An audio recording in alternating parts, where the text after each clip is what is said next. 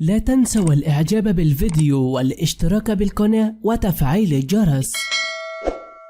أخطاء وقع بها أبطال مسلسل العتاولة. المسلسل الذي حقق نجاحا كبيرا. العتاولة هو مسلسل مصري من بطولة أحمد السقا وطارق لطفي ومصطفى غويبة ومي كساب وباسم سمرة وزينة، ومن إخراج أحمد خالد موسى. طاقم التمثيل العربي: أحمد السقا في دور نصار فتيحة، طارق لطفي في دور خضر فتيحة، باسم سمرة في دور عيسى الوزان، مي كساب في دور عائشة، زينة في دور حنة، فريدة سيف النصر في دور سترة، مريم الجندي في دور شادية. النوع: تشويق، إثارة، حركة. تأليف هشام هلال. إخراج أحمد خالد موسى. بطولة أحمد السقا، باسم سمرة، مي كساب، طارق لطفي، زينة. البلد مصر. لغة العمل العربية. عدد المواسم 1. عدد الحلقات 30. عرض لأول مرة 1 رمضان 1445 هجريا في 11 مارس 2024. بث لأول مرة